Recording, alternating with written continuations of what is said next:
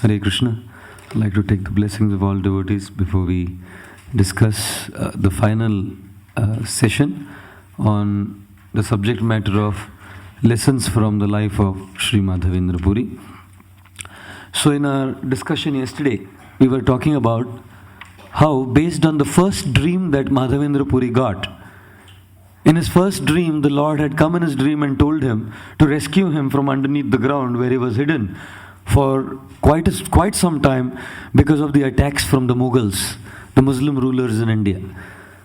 Madhavendra Puri had got up and gone immediately, taking all the residents of Vrindavan around there, and had pulled Shri Gopal, the deity of Shri Gopal, out of the ground. And then yesterday we discussed the importance of seva, or service. We spoke about how Madhavendra Puri had created a community. There was a big festival arranged on the Govardhan Hill for the installation of Shri Gopal. And all the devotees around that area cooperated with each other under the guidance of Madhavendra Puri, and based on their individual talents and abilities, cooperated together to serve the deity of Shri Gopal.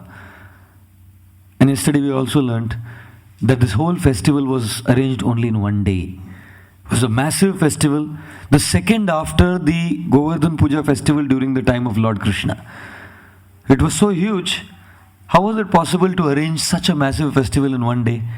So yesterday we heard about how Krishnadas Kaviraj Goswami describes it was simply by the empowerment of the Lord, and we discussed how Prabhupada, Bhaktisiddhanta Saraswati Thakur and other great souls, by being empowered by the Lord and the Parampara, within a very short time achieved massive success in their endeavors in preaching Krishna consciousness. Madhavendra Puri now got his second dream. And in the second dream, the deity of Gopal, whom he had installed on the Govardhan Hill, came in his dream and said, I was hidden under the ground for such a long time, and because I was under the ground for such a long time, my body has become very hot. It's extremely hot. The temperature of my body is very hot. So kindly cool me down. Go to Jagannath Puri, which is called Malay Desh. And Prabhupada writes there, even Malaysia was called Malay Desh.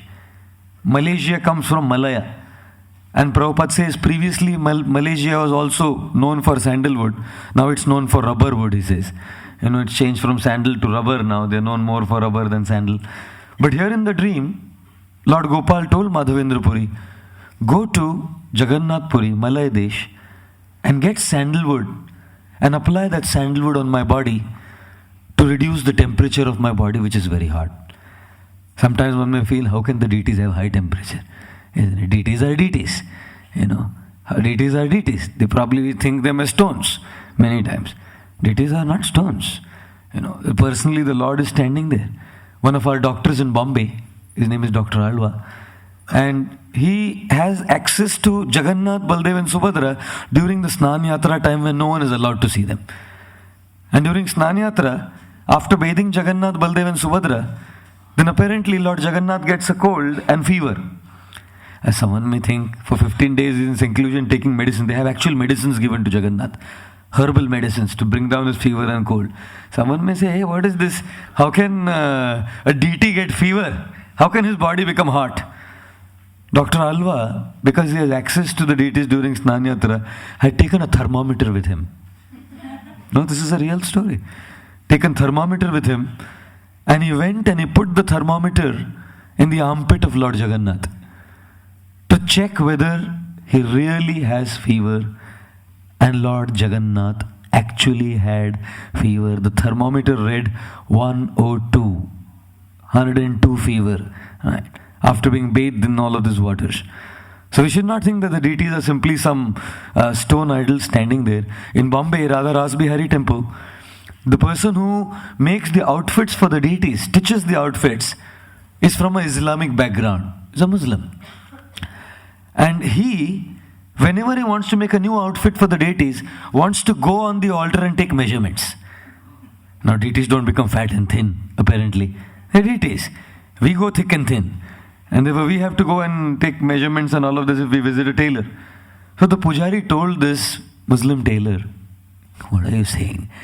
Why do you want to go and take measurements again and again? And this tailor said to the pujari, you are a devotee of Krishna, na? You don't have faith? I have faith. The deities changed their size. He said, I can prove to you. Every time I come for measurements, you come with me. And you will see that the measurements are different. They are not the same. You can come and verify, he said. And therefore, Madhavendra Puri got this dream that the deity's temperature was very high, the body was very hot. And it was not just a dream like we had discussed before, it was a vision. Go to Jagannath Puri and get sandalwood for me. The deities told him. Madhavendra Puri was in ecstasy. Imagine Krishna coming in a dream and giving an order, serve me in such a way. My God, what an ecstasy. Prema Veshe. He was in great Prema Vesh, great ecstasy. And the problem is, when we are in material ecstasy, material joy has two problems. Apparent material joy has two problems. First is, it is insensitive to others. When I experience material happiness, I have no sensitivity to the people who are around me. And second is, when one experiences material joy and happiness, it brings about a sense of irresponsibility. Material happiness can never make a person sensitive, and material happiness, that experience, can never make a person responsible. Spiritual ecstasy, on the other hand, makes a person super sensitive. And spiritual ecstasy makes a person super responsible. When we say that I am experiencing joy and we call it spiritual joy, if it is spiritual joy, it must bring these two things. Sensitivity to others around us and a sense of responsibility in what we do in life. Then we can say, when I chant Hare Krishna and I am feeling this joy, it is spiritual. Then I can say that when I am in Kirtan and I feel that ecstasy, many times in Kirtan the ecstasy is out of the singer's voice. Nice voice. Or the ecstasy is out of a new melody, many times. If a singer who is not so melodious comes and sits and he starts singing a melody which is 85 years old, which you have heard a million times, if still we feel joy, then we can say it's somewhere spiritual. And therefore, material feelings of joy, no sensitivity to others. One time a man was walking at 1 a.m., totally drunk, fully drunk. And the policeman caught him and said to him, where are you going? He said, I'm going to listen to a lecture. He said, it's 1 a.m., sir. You're going to listen to a lecture? What lecture? He said, I'm going to listen to a lecture on the demerits of drinking alcohol. He's fully drunk. He said, 1 a.m., where are you going to hear the lecture on the demerits of drinking alcohol? He said, I'm going home to listen to the lecture given by my wife. At 1 a.m., who else will give a lecture in the morning? 1 a.m., only the wife will give lecture on the demerits of drinking alcohol. Oh yeah, drinking alcohol completely in ecstasy, absorbed. Divine ecstasy, but insensitive. Insensitive to family, insensitive to wife, insensitive to people around. And therefore, when there is material joy, one becomes insensitive. Even sometimes, devotees who come to the temple, they think that when we rush for the darshan, I'm getting spiritual ecstasy in this darshan, or spiritual ecstasy in dancing in the kirtan. When is it spiritual ecstasy? When it is sensitive. The problem is, many times in going to take darshan, we step on others' foot. Many times in going to rush for darshan, we push elderly devotees away. Many times it's seen. Younger devotees will push elderly devotees away to rush in the front to take darshan of the deities. Many times it is seen, younger devotees are in such apparent spiritual ecstasy that when they spin around in kirtan, it's like a helicopter blade with both the hands open, and the blades chops off few noses, few ears of elderly devotees standing around. If it's genuine spiritual joy, one will become very sensitive to the needs of people around us. And therefore, this kind of joy can be called mental joy. It's good. But spiritual or not, that is a big question mark. Let us look at the life of Sri Chaitanya Mahaprabhu. This is the Ante Leela of Sri Chaitanya Charitamrita. And the Ante Leela of Sri Chaitanya Charitamrita describes about Lord Chaitanya in the house of Kashi Mishra. The house is called Gambhira. And in that house, Lord Chaitanya is absorbed, prema veshe, in the highest of all spiritual ecstasies, in separation from Lord Krishna. Absolutely absorbed. He's beyond the external world. He's living in his internal consciousness of thinking simply about Krishna, Krishna, Krishna, Krishna. Where is Krishna? Where is Krishna? Sometimes he's beating his head against the wall in separation from Krishna. Sometimes as he's rubbing his face is bruised. Many times very difficult to understand these stories. And Swarup Damodar Goswami puts a devotee called Shankar Pandit to care for Lord Chaitanya. You stay here all night long, make sure he doesn't just leave the house and jump into the ocean in separation from Krishna, because when he sees the blue ocean, he thinks Krishna and jumps into the ocean. In absorption, Krishna, Krishna, Krishna, Krishna. Ecstatic, And what a fortunate devotee Shankar Pandit. He's called the pillow of Lord Chaitanya. I mean, imagine what a name. Shankar Pandit is called the pillow of Sri Chaitanya Mahaprabhu, because Lord Chaitanya would always rest his head on the lap of Shankar Pandit when he would sleep in Gambhira. I mean, imagine the good fortune, Lord Chaitanya straight away putting his head daily on the lap of Shankar Pandit. Therefore, he is called the pillow of Sri Chaitanya Mahaprabhu. And many times, someone is absorbed in ecstasy, but Shankar Pandit is not on that level. So all night Lord Chaitanya is trying to rest, sometimes Krishna, Krishna. And as Lord Chaitanya is resting on his head, Shankar Pandit would also doze off. Chaitanya Charitamrita, Kaviraj Goswami explains, doze off in the night. And whenever Shankar Pandit would doze off, Lord Chaitanya, ecstatic, absorbed in Krishna. But spiritual ecstasy means sensitivity. He would get up and see, Shankar Pandit is asleep.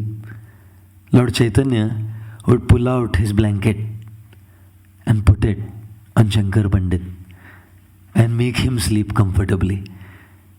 This is a classic proof of the fact that when someone is actually absorbed in spiritual ecstasy, he doesn't become insensitive to others' needs.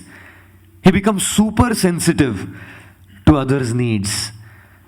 In Ayodhya, Lord Ram is sitting on his throne. And the throne is not on the ground. The throne is on a raised platform. There are steps that go up to that raised platform. As Lord Ram is sitting on his throne, one day, Love and Kush, his sons, come being trained by Valmiki Muni, singing Ramayana, Gita Ramayana, singing the Ramayana in the palace of Lord Ram. As they are singing, they are totally absorbed. They have no clue that Ram is their father, and Ram has no clue that they are his sons. And they are singing the story of Ram. And Ram is sitting and hearing the story of himself. And he is totally entrapped, totally absorbed. Especially when it comes to the subject of Sita, he is so absorbed in ecstasy, absolutely in spiritual ecstasy, prema vesh. But as he is in that ecstasy, he gets up from the throne. And in that absorption and ecstasy, he starts walking down the steps to come down to where Love Kush are singing. But as he's walking absorbed in ecstasy, so sensitive, suddenly he realizes his ornaments are making huge sound. Ornaments in those days were heavy. Nowadays, to buy a heavy ornament, my God, you'll have to spend a fortune for that. People buy one small chain, and that's all. Gold chain. Now if you want to make sound, only Harley Davidson makes sound. Ornaments don't make sound. Every now and then on the roads of London, I find a young man going, just speeding up and making sound. It's more to catch attention, Ram, as he's walking down, the ornaments are making so much sound. Although absorbed in Ramayana, Sita's Charitra, he holds all the ornaments. Holds all of his ornaments and tiptoeing comes down the stairs so as not to disturb Love Kush in their singing, so as not to disturb all the people who are hearing the glories of Sita Devi. And therefore we find one who is actually experiencing spiritual joy, one who is actually spiritually absorbed, becomes more and more sensitive to the needs and concerns of others. Not only does he become sensitive, but he also becomes super responsible. Sometimes when one is in material happiness, responsibility is gone. Chanakya Pandit says there are 4 kinds of sons one might get. First kind of son is called Sevaka Putra. Sevak Putra means he is born to serve. Very rarely, but sometimes people get kids and children who are Sevak Putras, who come to serve the parents. At all costs, anything happens, they are there, standing by the father and the mother to serve the parents. The second kind of son, Chanakya Pandit explained, is Rinanu Bandhi Putra. Rinanu Bandhi Putra means, in the previous life, someone had taken a loan from a man, a merchant, but didn't pay back. So the merchant or the landlord or the one who gave the loan comes back as a son to get every penny back. Last life you didn't pay, na? Now I will come.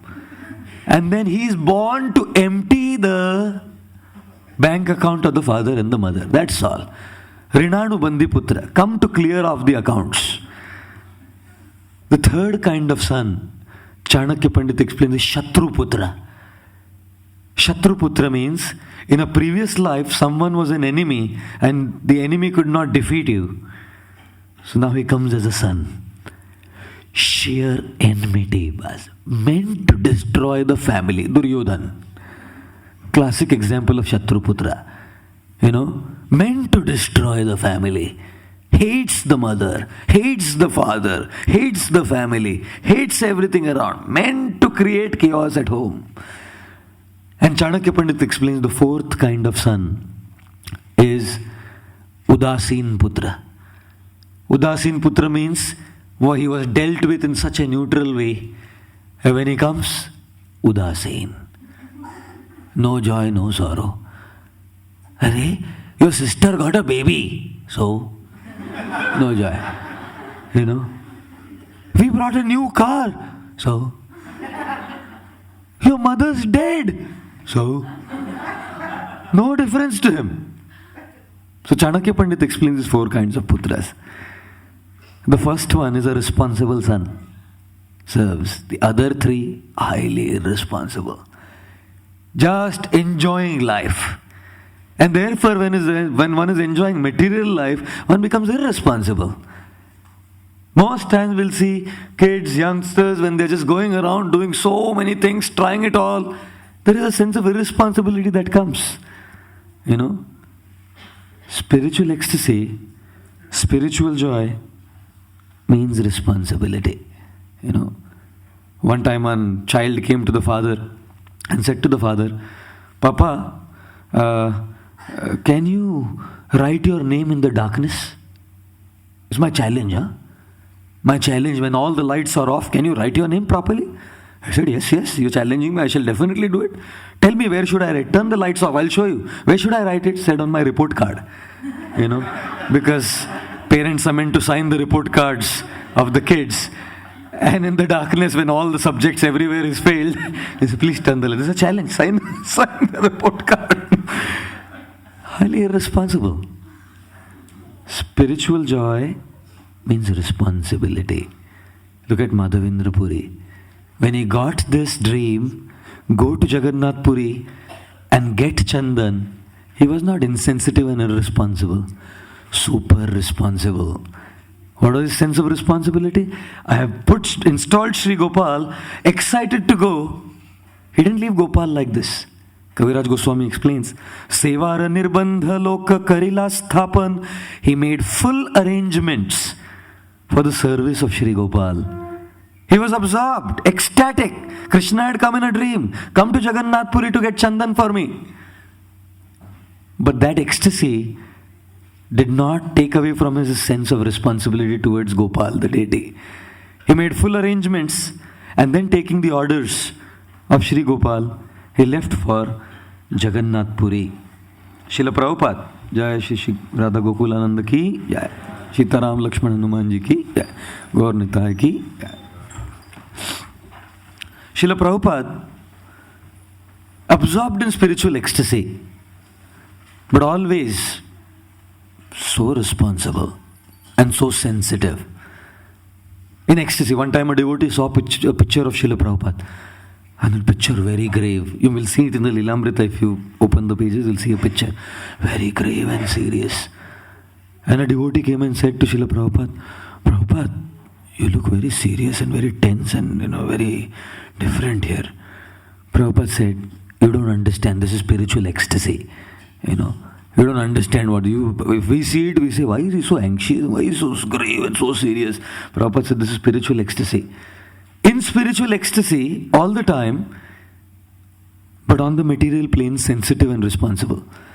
One time a devotee came, Giriraj Maharaj, went and asked a very famous industrialist in Bombay, after Srila Prabhupada left this world.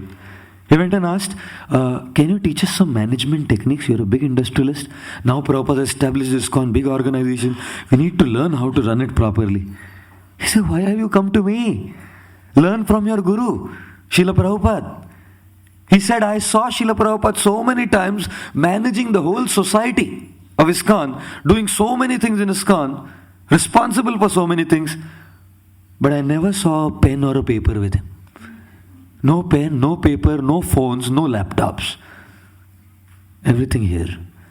Although absorbed in Krishna, on the material plane, very responsible and sensitive. Srila Prabhupada, like Madhavendra Puri, while leaving Vrindavan, Govardhan, to go to Jagannath Puri, he was making arrangements for the deity of Gopal, although absorbed. Srila Prabhupada would do the same.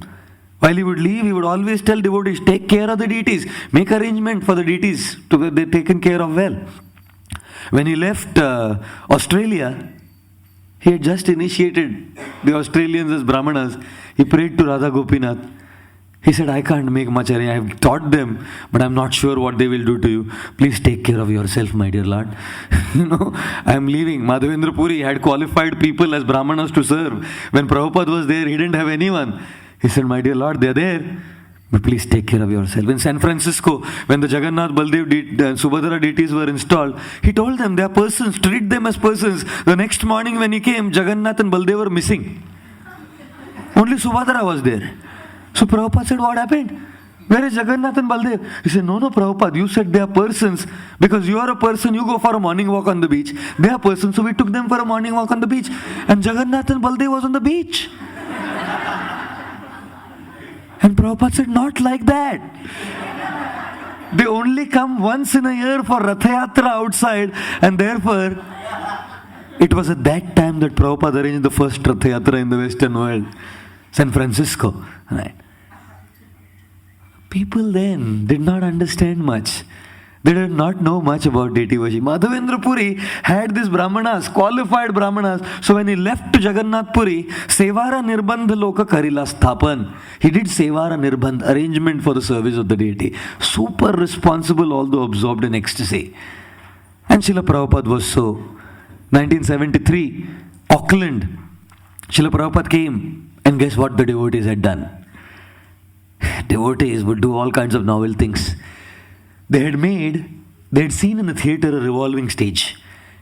When two scenes are done, this a round stage with a wall in the middle, so without any time delay, the scene changes because the stage revolves. They made a revolving altar. On one side, Radha Krishna, the other side, Gaur Nitai. So first darshan, Gaur Nitai. And as you close your eyes, Govindam. Stage revolves, where did Radha Krishna go? Gaur Nitai in front.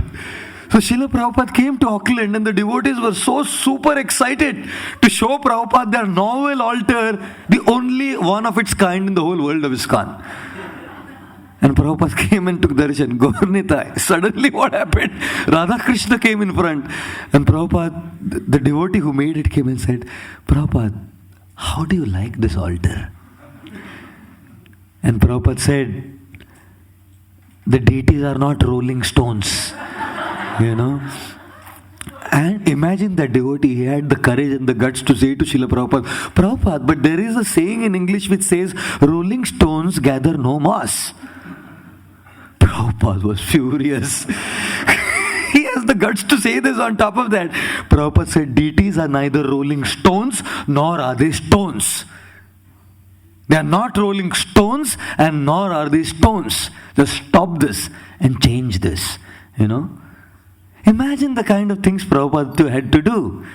Whenever he would leave from one place, devotees would bring about so much change. And Prabhupada said, this is what I'm scared of. You guys, you always want to change. That is your mentality. And I'm scared that you'll change everything. Madhavendra Puri had responsible people to take care of Gopal. Srila Prabhupada, he did not have too many responsible people in the end. He was training them, And then, while he was absorbed in great ecstasy, he was taking so much responsibility to serve the deities and so sensitive to the needs of the devotees. He told that the devotees were greater than the deities for Srila Prabhupada. Absorbed in ecstasy, chanting the holy name, responsible that deity worship is established, but simultaneously always considering how the devotees can be served. In Mayapur, even before the temple, Mayapur Chandrodaya Mandir was made, he made the lotus building for the devotees. And someone came and asked, Swamiji, your temple is not ready. Before the deities, you are taking care of the devotees? Prabhupada said, yes. First devotees. When the devotees are there, they'll come, they'll do kirtan, and as soon as kirtan is there, Krishna will arrive. Then we'll make temple. First needs of the devotees. Prabhupada, the devotees in New Vrindavan made a palace of gold for Srila Prabhupada. Prabhupada came, he loved the whole golden palace. But he said, this is all good. But my devotees are like the gems that decorate this palace. Dr. Patel in Juhu was arguing with Srila Prabhupada. Arguing like anything. Swamiji, in your temple in Juhu, Radha Ras Bihari are on a ground level and you built quarters for your devotees on a higher level. So that means devotees are greater? Why? Why like this? Prabhupada said, read the 11th canto of the Srimad Bhagavatam, what Krishna says. Mad bhaktaha pujjabhyadika. My devotees are more worshipable than me. And therefore these quarters are for the, of course, he didn't put devotees above the deities in the temple. But around the temple, the quarters were first floor, second floor, so the devotees were living there. And therefore, spiritual ecstasy, spiritual joy means two things. Sensitivity and responsibility. How can we judge and find whether we are actually experiencing spiritual happiness? By these two things. Are we becoming more sensitive to the needs of other devotees around us? And two, are we becoming more responsible in the services we do? If we are, then the pleasure we feel is spiritual pleasure. If we are not, then the pleasure we feel is at best some mental pleasure, which we feel is spiritual pleasure. Madhavendra Puri, after making the arrangement, just left. Straight away left. And Lord Chaitanya, in glorifying Madhavendra Puri and the nature of his love, talks about this verse. Pragadha premera e swabhava achar. Pragadha prem. Prem means love. Pragadha, condensed love, intense love. What is the swabhav? What is the nature and the behavior of intense love? Nija dukkha, personal discomfort. Vighna adi, impediments. Na kare vichar. Condensed, intense love does not consider personal misery, personal discomfort, personal impediments, willing to do anything for the object of love. Anything. Absolutely anything for the object of love. And a classic example, of course, is, love between a man and a woman. Sometimes a young guy will tell a girl, I'll go to the moon and I'll bring the moon and the stars from the sky. I'll string a necklace with the stars and put the pendant as the moon and offer you that necklace. Say, do it. That is too much. The best example is two examples of absolute selfless love which doesn't consider any impediments or distress is the love of a mother for a child. Oh, how much the mother goes through for a child. Nija dukkha vighna adi na kare vichar. Does not consider personal distress, impediments, unhappiness. The child is doing all kinds of ecstatic stuff on the lap of the mother. And you know what I mean. And the mother considers that as sandalwood paste. Sandalwood paste and musk and camphor mixed together. Imagine what the mother has to go through. All of our mothers have gone through all that. All of our mothers have gone through all that. And does not consider it at all. And the second thing is patriotic love. Many times patriots don't bother giving their lives for the country. I vow to thee, my country, all earthly things above, entire, whole and perfect is the service of my love. Love that asks no question, that love that pays the price. I learned this poem in my school long back, 21, 22 years back. I remember that poem. The love that asks no questions, the love that pays the price, ready to sacrifice anything, but still not perfect. It's only material. The love of a devotee does not look for any impediments. Madhavendra Puri, he had to walk all the way from Vrindavan to Jagannath Puri, and there were no planes, no trains, no nothing. He walked, not knowing what he would eat, what he would drink. He didn't have any money, and it was the Indian summer, not the London summer. London summer is what, 24 degrees, 25 degrees, too hot. Everyone stays, too hot, My God, I can't handle this heat. 28 degrees, I have to go to some place where it is cold. Turn the air conditioning on, please. Can't handle it. We're talking of 50 to 50 degrees Celsius. Vrindavan, Delhi, sometimes goes to 49, 50 degrees Celsius. Jagannath Puri, walking through Orissa, Bengal, my God. Go to Odisha in the summer season and you will see 48, 47, 48, 47 constantly. Walking through the scorching heat of the sun, nothing to eat, no money, all the way, did not consider. Thieves, dacoits on the way. But the nature of Pragad Prem, love is such. Nija dukkha vigna adi na kare vichar. And Prabhupada classifies this in 4 categories in the purport. He says a devotee will not consider 4 things. Firstly, he says discomfort. Secondly, scarcity.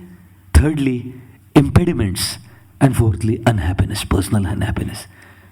Because it's so much driven by love to serve, a devotee will never consider this 4 in his service to Krishna. Or Prabhupada also writes the representative of Krishna, the spiritual master. Classic example, His Divine Grace Srila Prabhupada. Did not consider any personal discomfort in preaching Krishna consciousness. When he came to Butler, Pennsylvania, when he arrived there, he was staying in the house of Gopal Agarwal and Sally Agarwal. And as he was staying in their house, when he opened the refrigerator, there were big chunks of meat. And Prabhupada had never taken it in his life. What a discomfort, what an inconvenience, Prabhupada, when he was a little child, he had I believe it was typhoid, probably pneumonia. And the doctor had said, give him some chicken soup. And the father had denied. Gaur Mohan had said, no, cannot give like this, it's against our principles. But the mother pushed. His mother pushed like anything, Rajani Devi. Pushed, child's life. Do some medicine, as some medicine we should give. And finally, somehow, because of the pressure of the wife, Gaur Mohan agreed. And when they had given him the chicken soup, just a little, when it had come, he had thrown up, vomited. Couldn't stand it even when he was a child. He didn't even know what it was. And here he comes to Butler, Pennsylvania, one who had in the childhood thrown up with a drop of chicken soup that had gone on his tongue. Opens the refrigerator and finds all of these big chunks of meat. No problem. The nature of love is, so not that he's going to eat it, but discomfort, fine, no problem. I'll take all the discomfort because of my Guru Maharaj's order to preach this mission. I don't mind it. And then when he started ISKCON, they made a world traveling. They made a bus. They got a bus, and they said, Prabhupada, this is the bus for our world traveling Sankirtan party. Really? They said, we'll go around the world in this truck. So, will you like to come, Srila Prabhupada? Just try it how it is. And Prabhupada came. Firstly, the door wouldn't open. This was supposed to be the world traveling Sankirtan party bus. The door wouldn't open. And then somehow the door opened. They brought Prabhupada on the seat. And as they started trying to start the vehicle wouldn't start. Finally, somehow they started the vehicle, and the chair on which Prabhupada was sitting, the seat, was going back and forth. Back and forth. Prabhupada said, it's a good idea, world traveling Sankirtan party, not this vehicle. Sell this, and we will think of it sometime in the future, not now. What kind of discomfort Srila Prabhupada had to go through? Scarcity, tremendous scarcity in the early days of ISKCON. There was nothing. And Shruti Dharma Prabhu was telling me a story. One day as Prabhupada was being driven by one of the hippie boys, Prabhupada was hungry. There was nothing to eat. New York. And the deck of the car, there was an apple. And Prabhupada said to him, can I have that apple? And this person took while driving, and he ate half the apple and gave the other half to Srila Prabhupada. And Prabhupada ate that half apple. There was nothing else to eat. He ate that half apple. That was the scarcity. He was going to the Mishra Yoga studio, and Dr. Mishra would not allow him to speak because he was a yoga teacher. And he would tell Dr. Mishra, hey, see, Lord Chaitanya Mahaprabhu's father's name was Jagannath Mishra, and you are also Mishra. So Mishra, common. So why don't you help preaching Chaitanya Mahaprabhu's mission? And he would cook there. He would give something, he would cook for himself and cook for Dr. Mishra also. And then all the yoga studio kids, they remembered. Prabhupada would deliberately cook more so that all of them would also get. Nothing was there. He was dependent on Dr. Mishra even for one meal in a day, but did not bother. That is the nature of love. Personal discomfort, scarcity does not matter. Impediments? What kind of impediments in preaching? He got League of Devotees for Jhansi. That land was taken away from him politically. His manuscripts of the Gita were stolen away. He was threatened. That crazy fellow David, staying on the loft in New York, came to kill him. Got wild and came to kill him. Life threats. Unbelievable impediments. On the Jaladuta, 2 heart attacks. Did not bother. Personal unhappiness did not bother. Absolutely unconcerned. On board the Jalduta, he wrote, I'm feeling so unhappy. Today is Janmashtami. Today is Gaur Purnima. And I'm away. I think Janmashtami. I'm away from my God brothers, from devotees in Vrindavan. Feeling so unhappy. And Prabhupada wrote, but I'm reading the Chaitanya Charitamrita. And in reading the Chaitanya Charitamrita, I'm finding hope and solace. The nature of love, Prabhupada says, it does not consider personal discomforts, scarcity, impediments, and unhappiness. And so were the followers of Srila Prabhupada. So much driven by love for Srila Prabhupada, it didn't matter. It just didn't matter to them what kind of inconveniences they had to go through. They were imprisoned. Bhavanand Prabhu was put behind bars, and when he came out finally, Prabhupada was told, Prabhupada came and told him, don't worry. It is only a misunderstanding that they have put you behind bars. Srimati Radharani was also misunderstood in Vrindavan. Don't worry. Don't worry.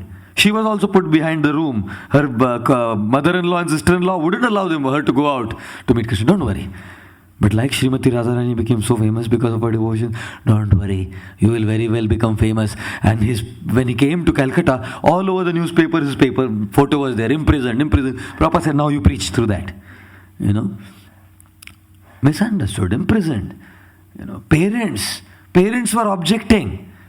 Giriraj Maharaj's parents brought brainwashers, hired psychiatrists to change Giriraj Maharaj. So they came and they said, look what your parents have done for you. You can't understand. And Giriraj Maharaj said, Pita ham asya jagato mata dhata pitamaha. Krishna is the mother, Krishna is the father. So what happened? Finally, after a lot of trying to brainwash him, the psychiatrist said, this boy is permanently infected. Leave him. He won't change. So he came back and Prabhupada asked, what happened? The psychiatrist said, I'm permanently infected. And Prabhupada loved it. Every lecture after that, Prabhupada would say, so our Giriraj is permanently infected by Krishna. Parents were against. Society was against. And it was absolutely against the social trends in America. People felt that devotees are not full. They don't do anything in full. They don't put a full bed sheet also. Full bed sheet at least is okay, but there is a front thing hanging, a back thing hanging. There's a neck, they have a necktie, so here is a front tie and a back tie. Nothing in full. They don't even shave their heads full. There's something hanging in the back. If they want to put their hands in the bag while chanting, why don't they put it full? Something's hanging out. Always against the social trends. Didn't bother. Scarcity, discomfort. In Juhu when they came, American people, big rats living in a shack. Didn't bother. Took it all. And therefore, we are here enjoying the fruits of their sacrifices. Srila Prabhupada and the followers of Srila Prabhupada. And therefore, the nature of love is that it never sees discomfort, scarcity, impediments, unhappiness. Madhavendra Puri came all the way, and as he came to Remuna. While in Remuna, he took darshan of the deity of Shri Gopinath. Beautiful deity. And as he saw the worship, he realized this worship is of very high standards. Very, very high standards. In Kolkata, when Srila Prabhupada came and saw Radha Govind, he said, your standards of deity's worship is excellent. I said, how? He said, because there are bumblebees around the garland of Krishna. Prabhupada said, any time you see a bumblebee hovering around the garland of Krishna, you should know that the standards of deity worship are excellent and Krishna is pleased with your deity worship. Like in Vrindavan, there is bumblebees hovering around Krishna's garland. So also, bumblebees around the deities. Of course, we should not bring some bumblebees around and say, go, go around Krishna's garland. Our deity worship has become very good now. We don't go for that standard. Prabhupada said, excellent deity worship means two things, he said, cleanliness and punctuality. Madhavendra Puri saw what deity worship. He realized they must be offering him great bhoga. So he came and asked the head pujari, what do you offer your deities of Gopinath? He said, we offer many things, but there's a special preparation we offer. It's kheer. This kheer is not made anywhere on the planet except in Remuna. And it is true, for those of you who want to try it, please visit Remuna whenever you go to Jagannath Puri. And the pujari told him, because this kheer is so nectarian, like the nectar of the demigods, Amrit, the name of this kheer is Amrit Keli. Every day we offer 12 parts of this kheer to Gopinath. And as he was saying so, Madhavendra Puri sat in the temple chanting, and the tray of the 12 pots of kheer arrived. And Madhavendra Puri, he thought in his mind, if only I can get one pot of the kheer and I can taste it, I can also make the same kheer for Gopinath. I'll also make the same kheer for Gopinath. And then as he thought this, my God, he felt absolutely ashamed of himself. E ichhai lajja pai, lajja. He felt ashamed. The food is not even offered. The kheer is not even offered to Krishna. And I've thought that I should eat it. My God, he regretted that what have I done? I thought I should eat before the offering. And he had not thought to eat this kheer because he wanted to taste it. He wanted to make that kheer for Gopal. Therefore, a devotee regrets even the slightest thing in his consciousness. A pure devotee, even a little thing here and there, feels very ashamed. Yudhishthir Maharaj fought on the battlefield because Krishna ordered. It was for dharma. But after having killed so many people, he did not feel ecstatic. He felt ashamed. Hey, because of me? It's service. But even if it is service, it means doing something that I didn't want to do, shouldn't have done, killed so many people. Felt regretful. Parikshit Maharaj, when he put that snake around Shamik Rishi, he felt regretful. It was Krishna's plan for him. Krishna planned because the Bhagavatam should come. Felt regret in his heart. Lord Parshuram killed the Kshatriyas 21 times service. Kshatriyas had become bad. Regretted, went to Kurukshetra to take bath in the Samanta Panchak to purify himself. Madhavendra Puri, it was for service. Service he felt that I should do this. but regret it. Many times in our service we have to say things to people, do things to people, but we don't regret it. We enjoy it. When we have to chastise people and correct people even as a service, we enjoy it. The conditioned nature enjoys it. Madhavendra Puri did it as a service. Thought about that kheer as a service.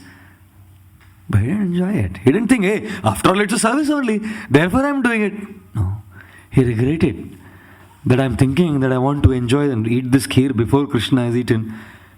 And that regret did remain there. He went, left the place and started chanting the holy name.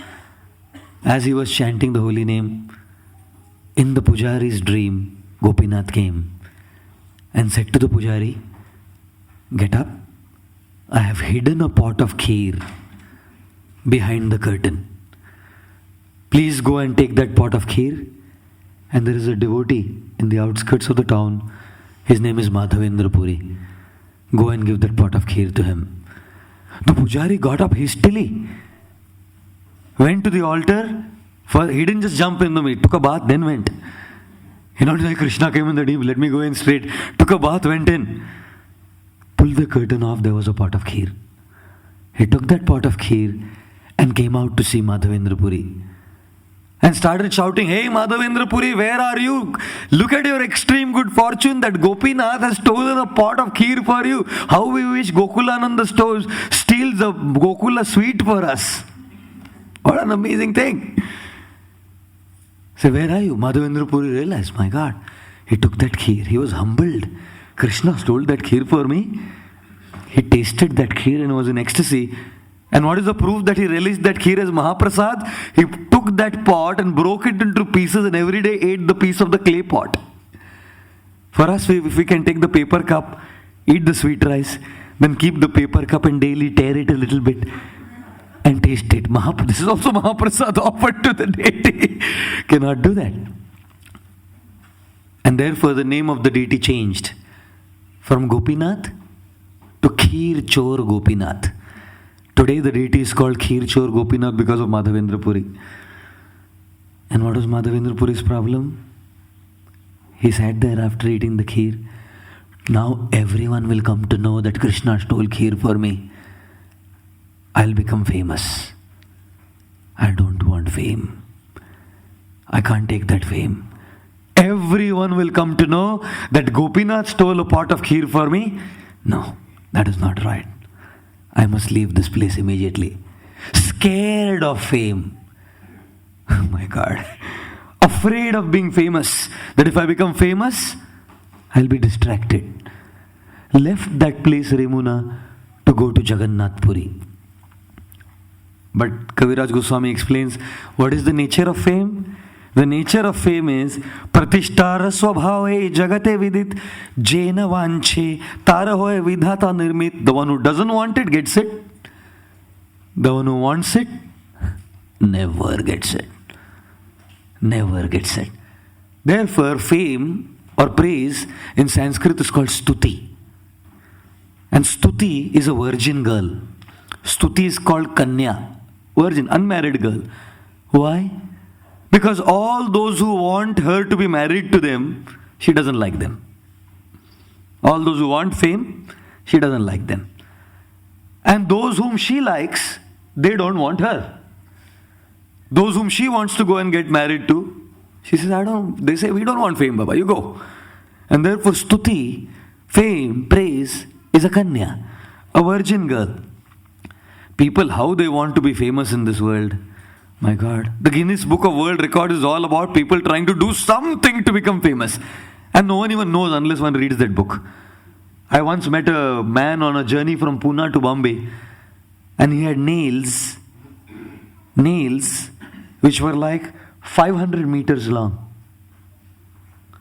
Coiled up. This big. On a finger, this big coiled up nail. You know. And then he even showed me, pulled out the coil and showed 500 meters. I said, why? He said, after all, one has to do something to become famous. And my way of doing it is nails.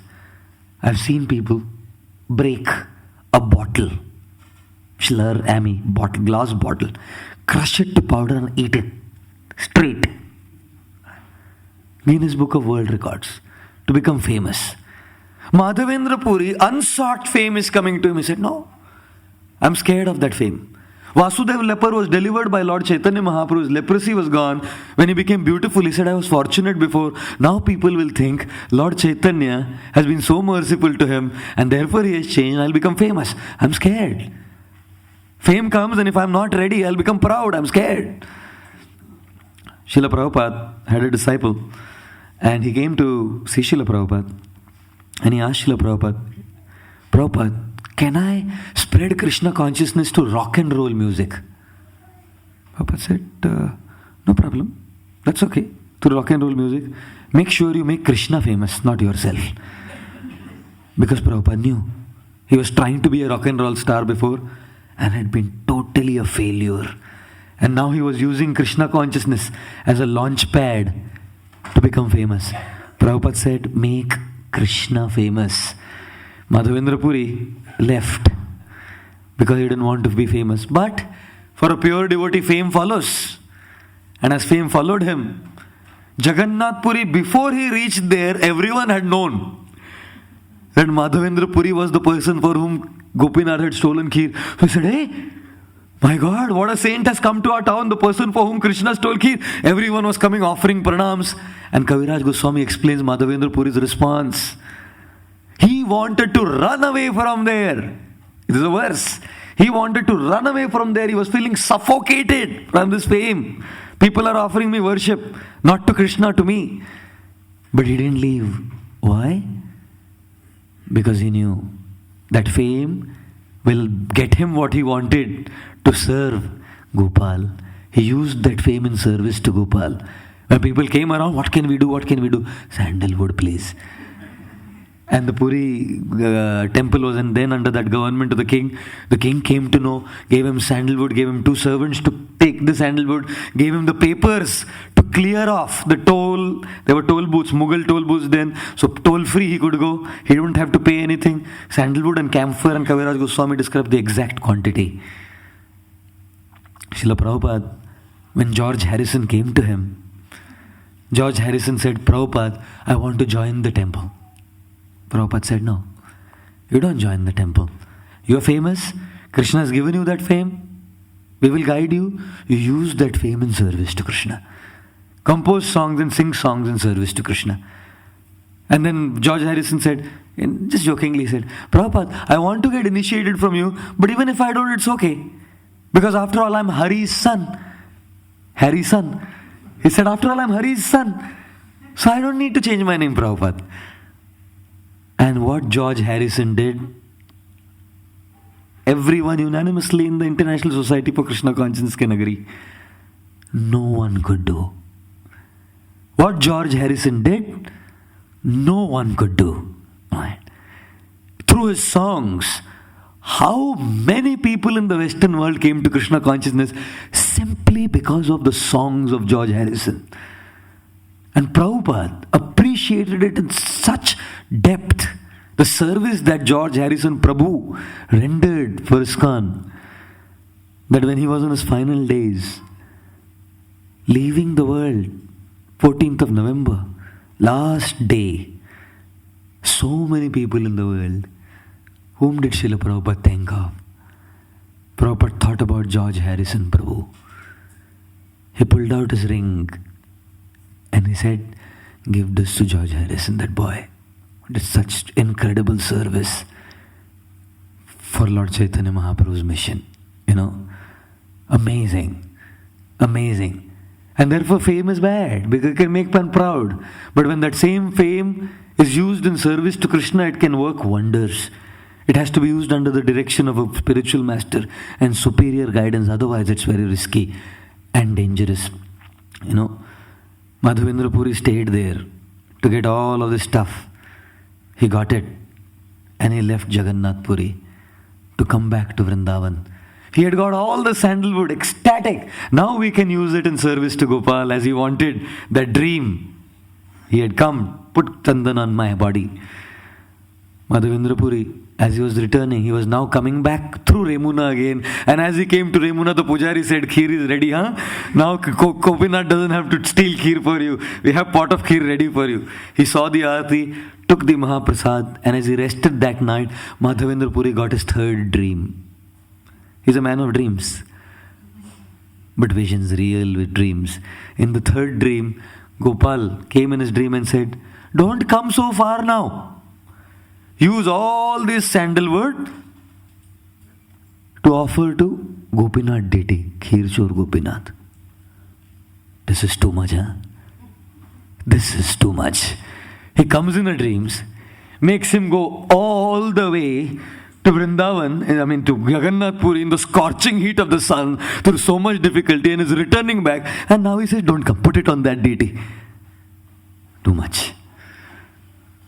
The last lesson from the story is Madhavendra Puri was not attached to the particular kind of service he was doing. Madhavendra Puri was attached to seva, not to the kind of seva. And that is a devotee. If he's rendering service, this or that, here or there, doesn't matter. After all, service is important. And service means to please. If it means to please, we should do what pleases the Guru, what pleases the Lord. If it pleases the Lord to go and get the sandal, I'll do that. And if it pleases now to put it on Gopinath and not on Gopal all the way back, fine, I'll do that. That is the nature of a devotee. He gives priority not to the kind of service and is not attached that it should be used in this way. Many times we say, "I have given this, it should be used in this way." We dictate terms of how the charity should be used. No.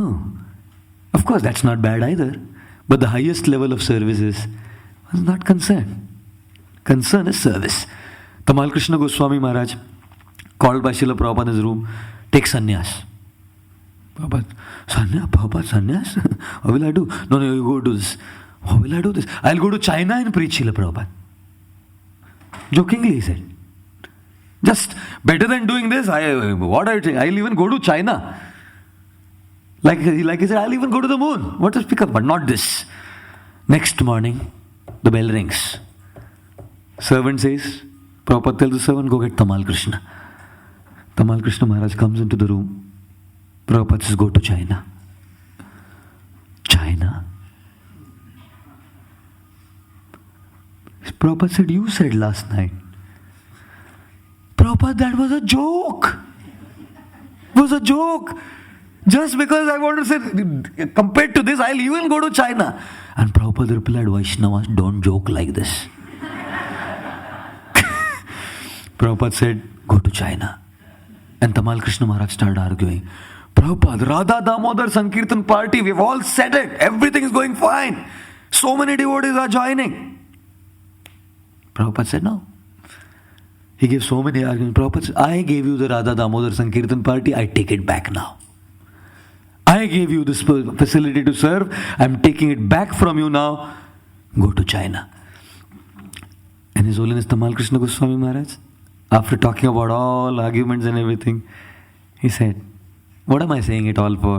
What is Radha Damodar party for? To serve Prabhupada, to please Prabhupada. And if it displeases him, what do I have it for? He wants this service to be offered in this way, no problem. Gopinath or Gopal, no problem. Seva must go. Radha Damodar party or China, doesn't matter. Seva must happen." He went to China, and we see the result. Prabhupada said the Chinese will be the last to come, but they will be the best devotees.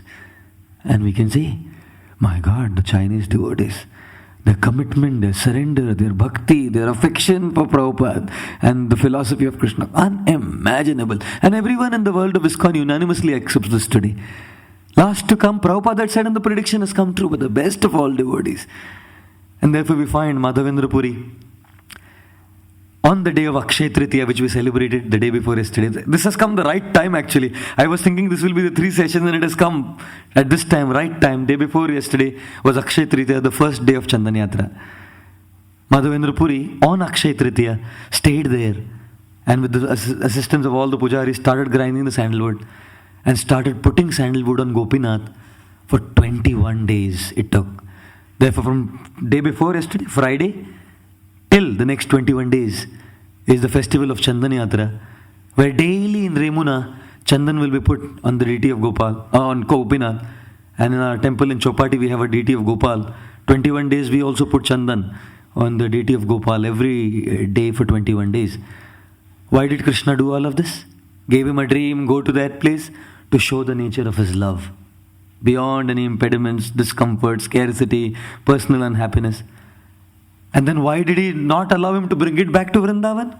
Said, enough. I've shown the world enough how much he loves me. How there is too much discomfort. Enough of it. And in this way, the Chandan Yatra festival was celebrated in great pomp in Remuna. From this whole story, we learnt 11 lessons, which I'm just summarizing in the last 2-3 minutes of our discussion this morning. The first lesson we learnt was hearing open our eyes to glory of the Lord and the devotee. Chaitanya Mahaprabhu had heard the story from Ishwar Puri. Therefore, when he came to Remuna, he could understand the glory of Khirchor Gopinath. The second lesson we had learnt was the dream of a great devotee is not an illusion, an imagination, it is a reality. Madhavendra Puri, the 3 dreams he got were real dreams. They were not some mental concoctions. The third lesson we learnt was the affection between the Lord and the devotee is a benevolent affair for the benefit of the world. Right? The devotee's love for Krishna benefits the world.